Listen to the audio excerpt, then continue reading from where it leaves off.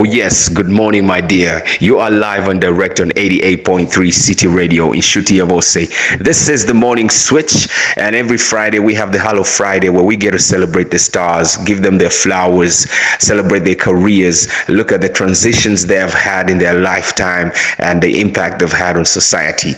Yes, welcome to the show. And if you're tuned in, you're definitely listening in to 88.3 City Radio in Shutiavose, a friend to all.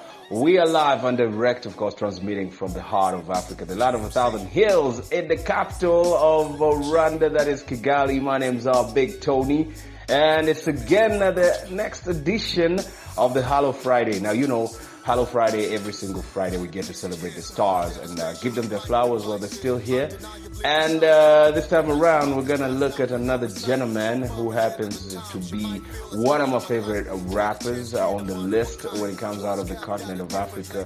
One of the rappers that definitely showed other young rappers the way and inspired so many when it comes to the art and craft of hip-hop and the culture. And he hails from, of course, the capital of Uganda, that is Kampala, the Pearl of Africa, area code 256. And he goes by the names of Lyrical G. That is his stage name, but his government names are Jeff Chintu. And we have him on the phone today. We're going to be conversating and giving him his flowers. And stay tuned for, of course, the full conversation with LG, the legendary from Kampala, Uganda, one of hip-hop's greats out of the capital of Uganda, area code 256. We'll be back. Yes, now LG, Lyrical G, welcome to the show. You are live and direct on City Radio 88.3, and we're still streaming live. You're live on phone call, and such a great pleasure to have you. Thank you so much for taking up some time off your busy schedule. Now, for the sake of our listeners, briefly just tell us about yourself. Thank you very much for having me on the show, and yeah, I'm very glad to be here, and I'm glad to reach out to the people in Rwanda, a very beautiful country and with very, very beautiful people. My name is Lyrical G. I'm a hip hop artist from Uganda. I'm also a songwriter, producer, and one of the original pioneers of hip hop music in Uganda. For those that do not know, yeah, have been around for a while, and yeah, we paved the way and made it possible for hip hop to move to the lengths and levels that it has reached all over Uganda. Very interesting. Now, LG, for those who do not know, and still for the sake of our listeners, you've been in the game since the 1990s, and you kickstarted off, of course, from your high school, from the days. I've always followed your interviews where you talk about how you started out with the group Bataka Underground, one of also hip-hop's group, when you put out your first single, October, and you moved on and you kept striving, and of course in 2002 as well, you already started your career on full motion, and you released your studio album, your first studio album, the 10 studio album track. And the album was Live from East Africa, which happens to be my favorite album out of your 10 albums. You have so much material. You have a catalog that is outstanding, if I may say. Now, since 2004, from your first album, Live from East Africa, and of course where you had a smash hit single, that was EA, East African Party.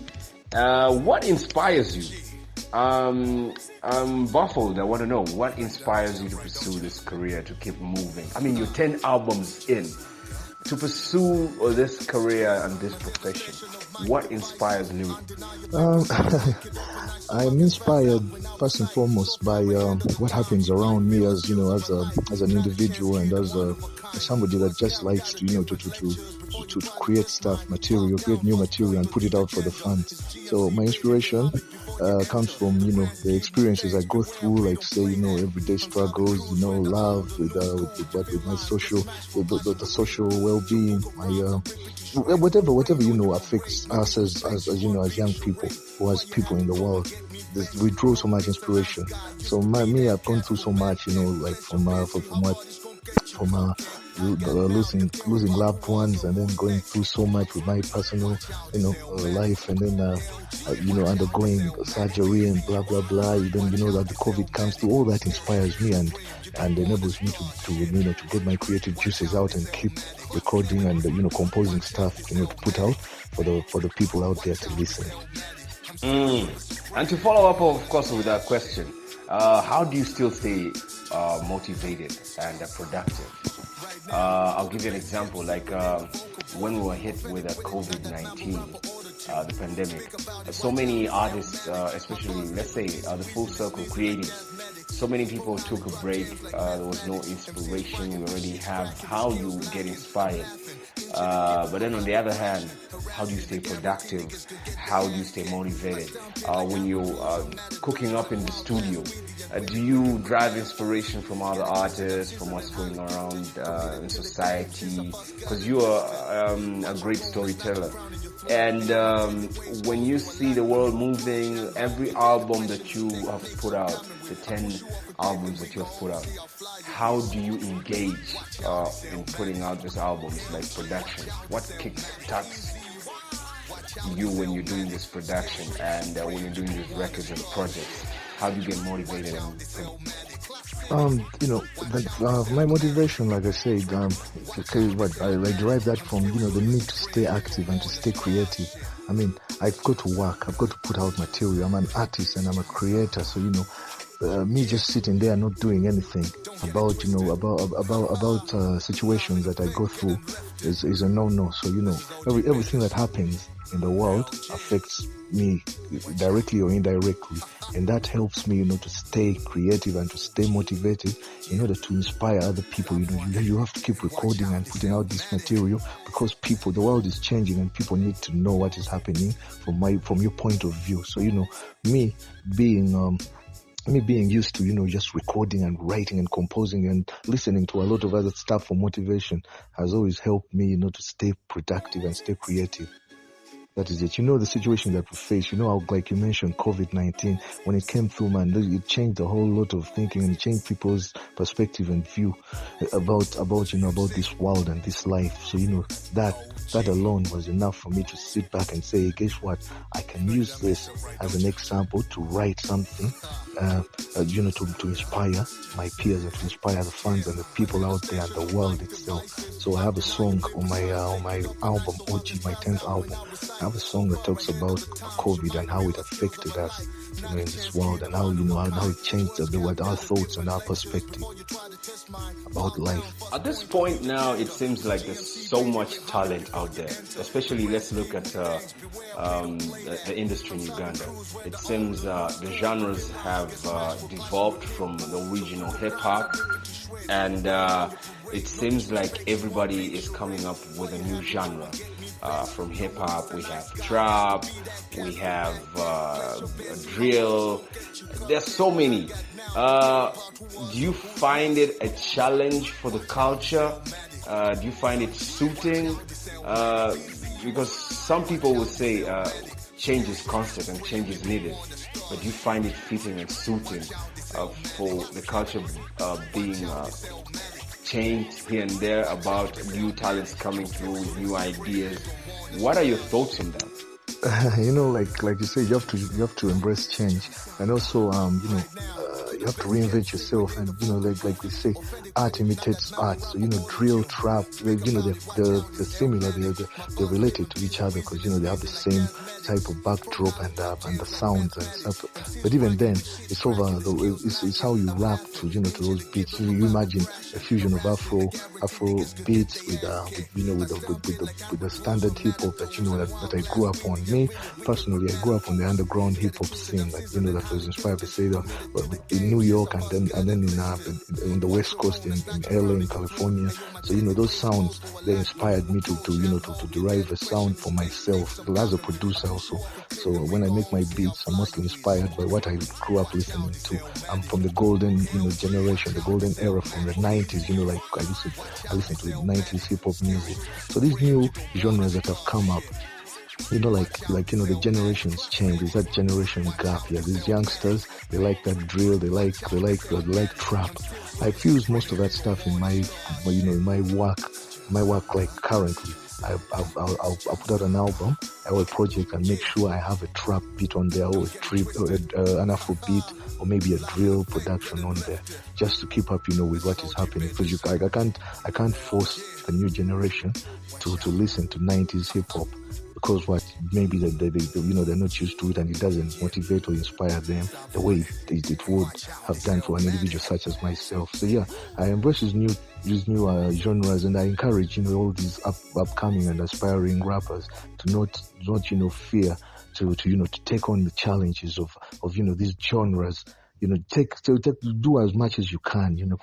Follow up on what's happening. Listen to as much trap and as much drill and Afro beats as you can, so you get inspired to create new stuff. That is how you're able to build yourself and also to keep it moving and to stay relevant. I understand. Now, what are the critical components of your position in the music industry? You as a stakeholder, and you've been in the game for quite some time, that you find that are such a challenge for not only you, but also for the up and coming people who are artists who are ready to start out, creatives who are ready to start out.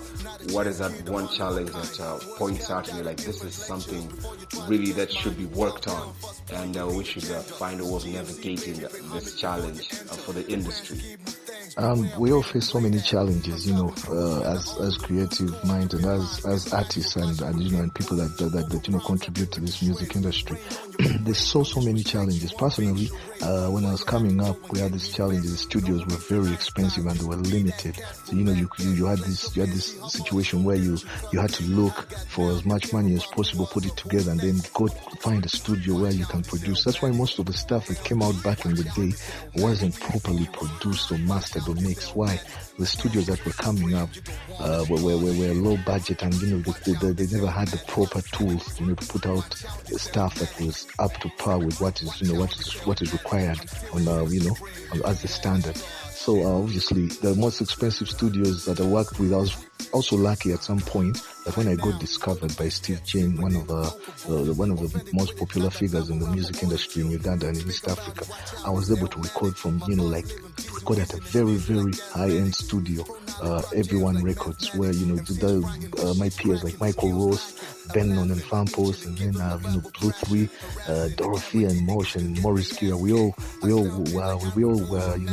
came up under Steve Jane and were able to record at Everyone Studios. That's why our stuff, when we came out, was out there. It was the standard. It was properly mixed and mastered.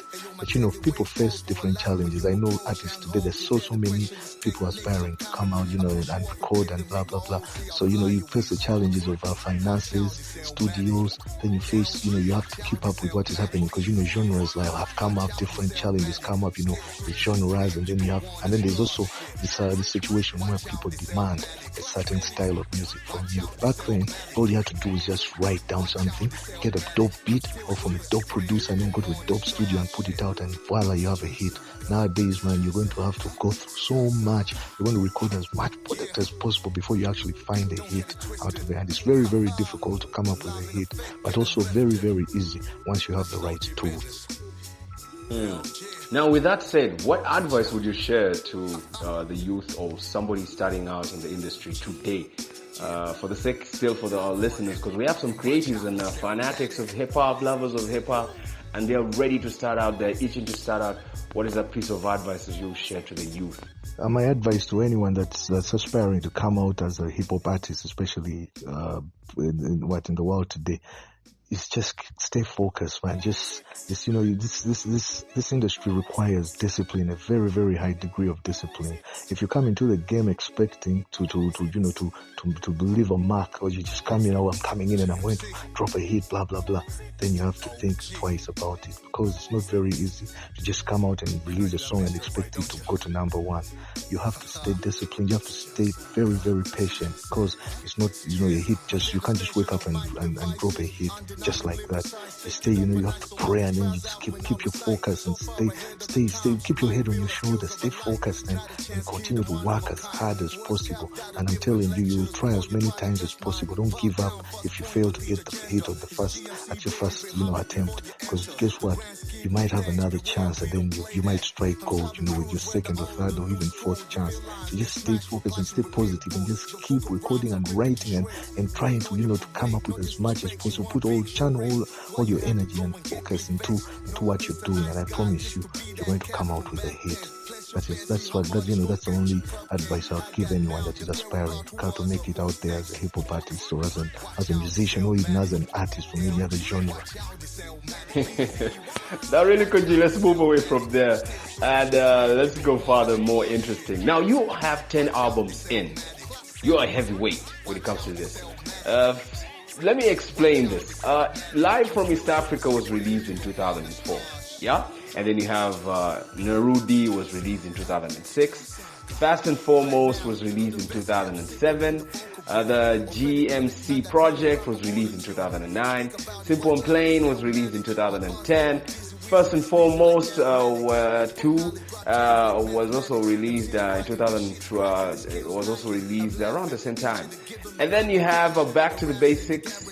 That was also released in 2012. Then you have Grown Man Talk in 2013. You have Feel Good Music 2014, Jeezy 2019, and then you have the OG, the recently released album, Off Your Shelf. That is 2023. OG. Those are 10 albums. Now, the catalog that you have is a heavyweight. It seems like you never stop and you don't have plans of stopping. But then, can we have thought that you can share any upcoming projects, any collaborations?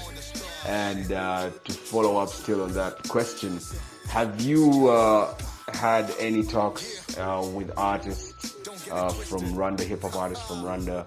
Have you done any collaborations? Are you planning to do any collaborations? Or do you hope to do any collaborations? I most definitely would love to work with artists from Rwanda, because I know, Rwanda is rich with talent, and, the culture and the nature and the scenery and the music scene is big. I've had a couple of songs from from Rwandan artists, and I love how they execute their stuff. Plus, I love the language.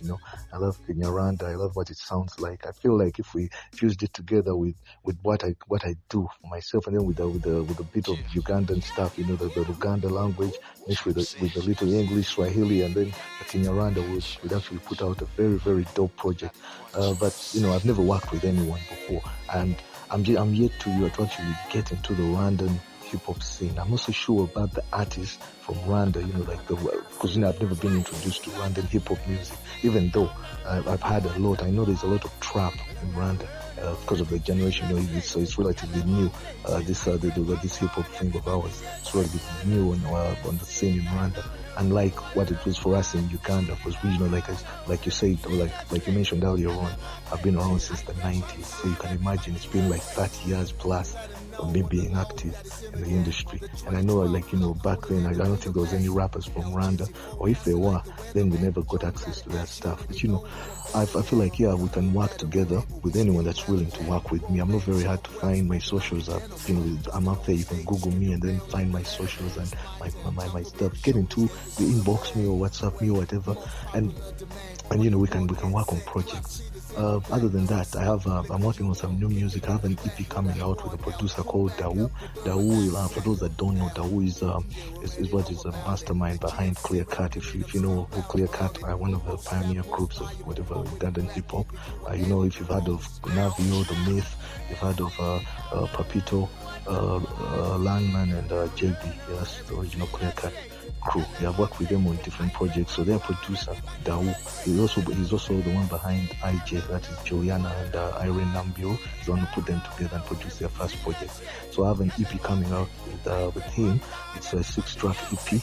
We plan to drop it before the year ends. As of now, it's untitled because we're still working on it. So yeah, we're going to work on as much music as possible and then pick the dopest 6 tracks, and that's where we'll derive, a title for the album.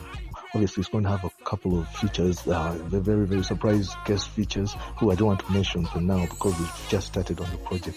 Also, I want to work on a compilation because, I like to put on new acts from Uganda, especially if you notice, when I put my albums out, there's always a new artist that I bring forth to the game, and so they can make a name for themselves and also go on and do what they have to do. So yeah, I want to put out a compilation and then work with as many artists as possible to put out some very good music for the people to listen to. And then, who knows, my next album will also, come out because, like I said, I'm a producer, so I keep making beats. So I have like mad beats out there. So when I'm ready, I'll also work on another solo album. But for now, I just want to collaborate and put out and then experiment. The project with Dao is an experimental project, so it's going to be different from the stuff that I've been putting out, or the stuff that people are used to hearing from me.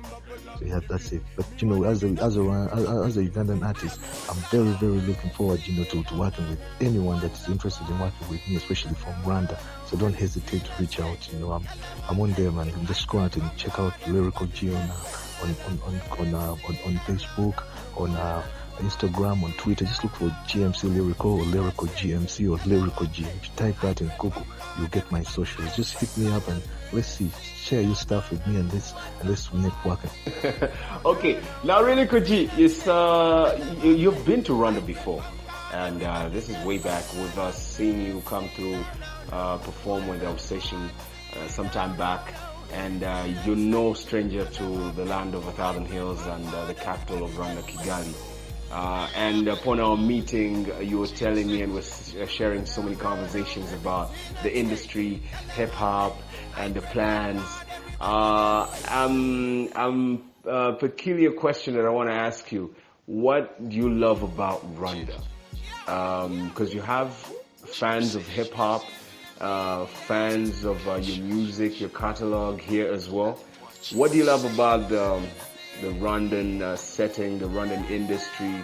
What do you think the Ugandan industry can borrow from the Rwandan industry? Oh, what can the Rwandan industry borrow from the Ugandan industry to move forward with the culture and maintain costs? I knew that's really that. What do I love most about Rwanda?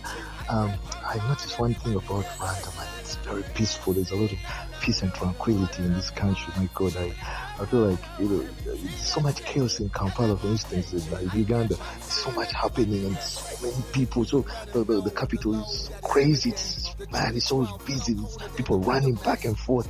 And one thing I noticed about Rwanda is there's a lot of peace and stability, and it's just that whole vibe, you go out there and people are happy and having fun, and it's quiet and so many nice looking women and nice looking, so dope, man. The whole scenery, man, the hills, the buildings. The city is a small city and it's very peaceful. I love that about Rwanda. So, I feel like I can visit Rwanda over and over again. And not stop loving what Rwanda is like and what the feeling is like when you're here. Also, I feel like the Ugandan industry can borrow something from the Rwandan industry with regards to the culture. There's a lot of artists doing their stuff in their local language. It's very, very encouraging that people they've been encouraged to record as much stuff as possible and embrace their culture. We never really had that before. We had to, because we went to school and studied English or whatever. So what we did was we're doing what the Americans were doing before. Right now, of course, as over the years, the different languages, people started embracing their languages in Uganda, and they're performing more and recording more in their languages and fusing cultures and beats and stuff like that with their hip hop or with other genres. And Rwanda has done the same. I mean, it's like a benchmark for that. So I'm very pleased, and I'm proud that Rwanda has been able to maintain their cultural status. I feel like Uganda should do more with that, like how the Rwandan people have been doing. Wow, amazing. I'm sure your fan base and Rwandans listening in got that message. How do you still balance your personal and professional life? Like besides the Lyrical G persona, and then how different and how do you live your life? Since you've been in the game for quite some time, you've managed to still survive and maintain costs and be current and be relevant to the industry and the culture. So it's only right that you've been able to balance your personal life and your professional life. From Lyrical G versus Jeff Chintu, how do you do it? How do I balance between Jeff Chintu and Lyrical G, the artist, the rapper? Look, I came in the game as a fan. I never set out to be a musician or a rapper or whatever. I just came in the game as a fan. I used to collect tapes and stuff like that and just listen to different genres of music. I used to listen to pop. I used to listen to R&B. If you listen to my stuff, you notice that there's a lot of soulful and R&B sounds fused with the hip hop, with the rap and all that. Because I rap and I sing over my, on most of my tracks. So, I'm inspired by different genres. So, I came in the game as a fan. From listening to so much as a kid, coming up in the game, blah, blah, blah, I was able, I was able to grind something out for myself and say, oh, you know what? I've listened to this and I think I can do it. So I created something for myself to help me, establish myself and introduce myself to the industry. When you meet Jeff, it's a different person altogether, a different character. Lyrical G is a character of mine. I'm a rapper, but first of all, I'm a human being and I'm a normal human being. So when you meet Jeff, it's a very different situation. Although most times when people see me, I am Lyrical G to them, I am LG to them. So, when you meet Jeff, don't be surprised. You'll be like, oh, lyrical is this and that. How come Jeff is laid back? Jeff is a laid back individual. Lyrical G is a serious individual. When you meet me on a serious level, you will realize that I am Lyrical G as a serious individual. When you meet Jeff, I'm just laid back, I'm quiet. I like to watch and just crack jokes with my friends and just have a good time. That's true. That's something that we can all borrow. To top it off, of course, you have to have some key qualities that you have developed along the journey and the career. To you, would you share any key qualities or skills needed for one to excel in this field? For the young people, of course, listening in, the young creatives, what are those skill sets or key qualities that one has to pertain to excel fully and be regarded as a successful artist? The qualities needed to excel in this industry. First and foremost, you need discipline. Without discipline, I don't think you can get anywhere or get anything out of this situation. You need patience. It takes time to create something and put it out there and convince people that, hey, guess what? This is it. So you need patience. You might try and fail, and you might try and feel like you're being ignored and you're not being taken seriously. But don't stop doing what you're doing. Just keep it moving and keep going. Patience is required. In the long run, you'll get to where you're going. There's nothing that just happens. You can't just start with what you're not born and start walking. You start by crawling and then gradually you start walking and then start running like that. So you need patience as well. Obviously, you also need to be you need to be religious. Without God, you can't do anything. That should actually be the primary and the foremost point or whatever for you to be able to succeed. Without God, you can never get anywhere in this world. And you take it from me because I've been here for a very long time. I'm a strong believer in Jesus and my Lord and Savior Jesus and God. I know that without Him, I never would have achieved what I've achieved. I've achieved so much in this industry. I've won so many awards. I've been in so many countries. I've performed. I've gotten so many opportunities. And I know without Jesus in my life, it was never going to happen. So you need those three: discipline, patience, and above all, the love for God. Without that, you're wasting your time in this industry. Now, any thoughts on the future of your profession? You being a creative, the music industry in Uganda, East Africa, Africa. Do you have any thoughts of where the African music is going globally? What are your thoughts? What do you predict is bound to happen? You are looking in from outside, on the outside. What are your thoughts? Wow. I don't even have to explain that. I think you can see for yourself what is happening. Look at what Afrobeats is doing, what the Nigerian or the West African music industry has done for Africa. They put us on the map. Look at what's happening. You can never have any R&B artists, any hip-hop artists that die in half. Well, I'm talking about the prominent ones, not the underground one. The prominent ones. They have features from the likes of Davido, Burna Boy. Look at where all these individuals are going. Africa, it's safe to say Africa has gotten its due props, and we can only get better. We've taken over, and we can only get better. The Americans have embraced it. The Europeans are embracing it. The whole world is embracing Afrobeat. So for me, I don't think I have more. I can say more about that than what you already see. Just look at Trace TV and see what is happening. Look at BET. Look at MTV. Look at the BET Awards. You now have Africa being represented. You have rappers coming out of Africa and featuring on the ciphers and stuff. That's very self-explanatory. Africa has taken over the industry here. The music industry we're on fire. Look at the awards shows that's happening. I heard something is happening in Kigali. In Kigali, what was it, next year or something? Is it this year or something? I heard Rwanda one something for whatever to host something. They want the bid or something to host the next awards show. So what can I say? Africa is taking over musically. The industry is on top. We're on point. We're doing our thing. We can only get better. The sky is the limit. My last message to the youth listening in right now, who want to start this journey that we've been on, is to stay in school, man. If you're in school, just take your education seriously. If without an education, you only need luck to make it out here. With an education, you can pursue other avenues. Music is not the only thing that you can get into to sustain, not to maintain your lifestyle or whatever. You need an education so you can be able to find other avenues to acquire capital and to acquire funds. Because without funds, how are you going to pay your rent? How are you going to take care of your family? You're not going to remain at your mom's house or your pop's house, or you're not going to lean on your sisters to look out for you.